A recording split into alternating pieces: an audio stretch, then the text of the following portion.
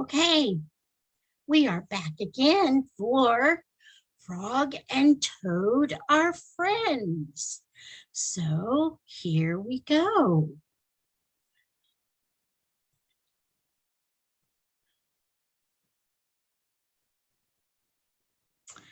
A swim.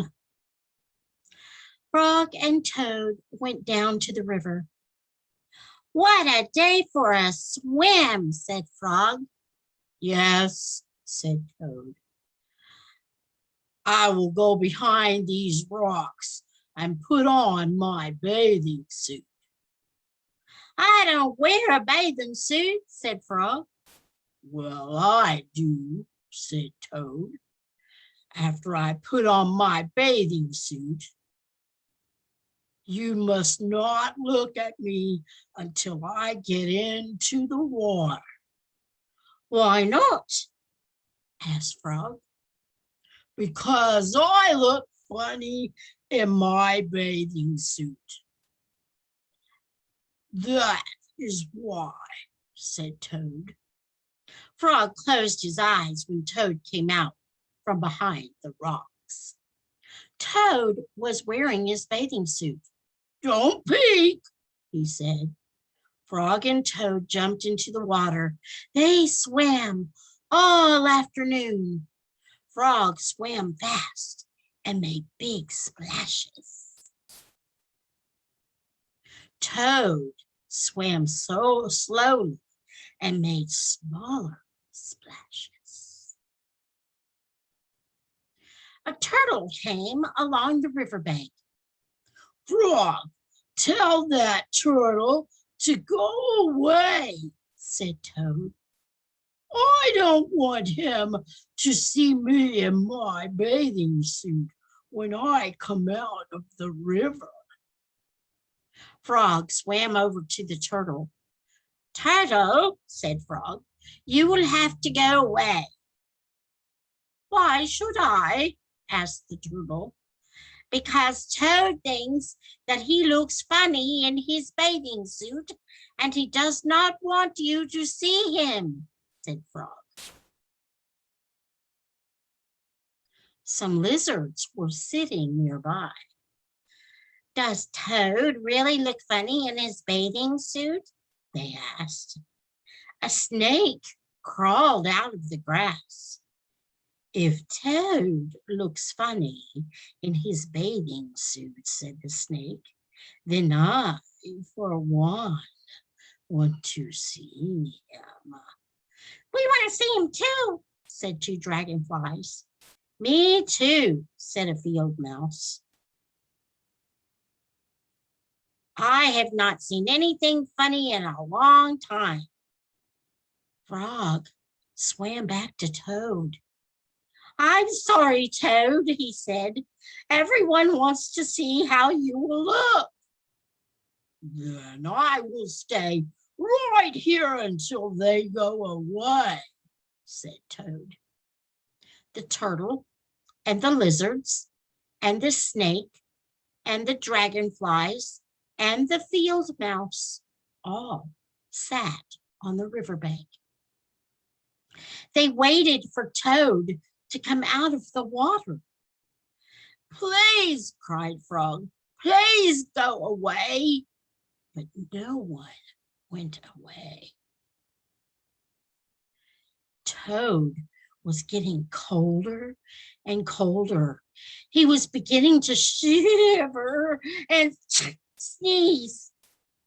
I will have to come out of the water, said Toad. I'm catching a cold. Toad climbed out of the river. The water dripped out of his bathing suit and down onto his feet. The turtle laughed. The lizards laughed. Ha, ha, ha. The snake laughed. The field mouse laughed, and Frog laughed. What are you laughing at, Frog? Said Toad. I'm laughing at you, Toad, said Frog, because you do look funny in your bathing suit. Of course I do, said Toad. Then he picked up his clothes and went home.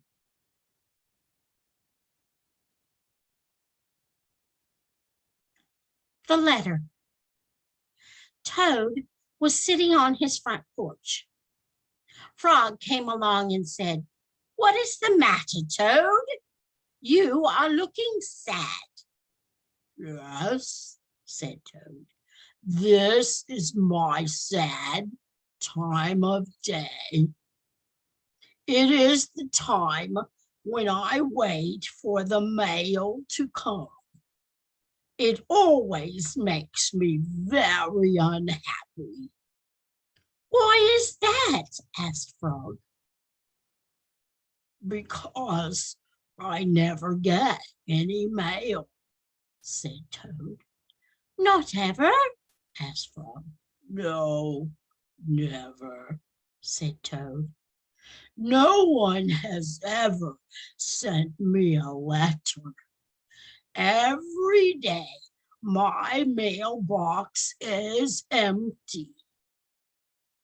That is why waiting for the mail is a sad time for me." Frog and Toad sat on the porch feeling sad together.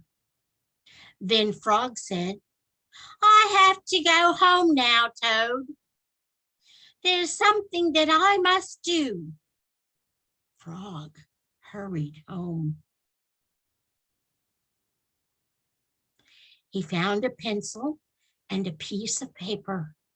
He wrote on the paper. He put the paper in an envelope. On the envelope, he wrote, "A letter for Toad." Frog ran out of his house. He saw a snail that he knew. "Snail," said Frog, "please take this letter to Toad's house and put it in his mailbox." "Sure," said the snail. "Right away."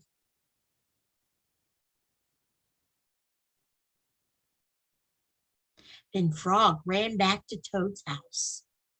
Toad was in bed, taking a nap.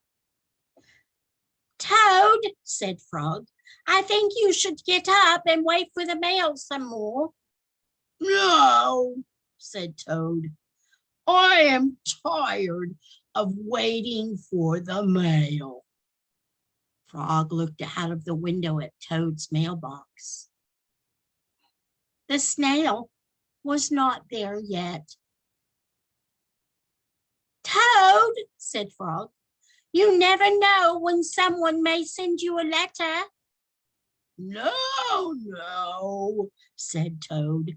"I do not think anyone will ever send me a letter." Frog looked out of the window. The snail was not there yet.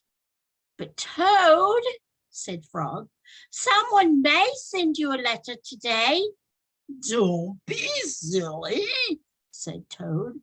"No one has ever sent me a letter before, and no one will send me a letter today." Frog looked out of the window. The snail was not there. "Frog, why do you keep looking out of the window?" asked Toad. "Because now I am waiting for the mail," said Frog. "But there will not be any," said the Toad. "Oh, yes, there will," said Frog, "because I have sent you a letter." "You have?" said Toad. "What did you write in the letter?" Frog said, "I wrote, 'Dear Toad, I am glad that you are my best friend. Your best friend, Frog. Oh, said Toad, that makes a very good letter. Then Frog and Toad went out onto the front porch to wait for the mail. They sat there, feeling happy together. Frog and Toad waited a long time. 4 days later, the snail got to Toad's house and gave him the letter from Frog. Toad was very pleased to have it.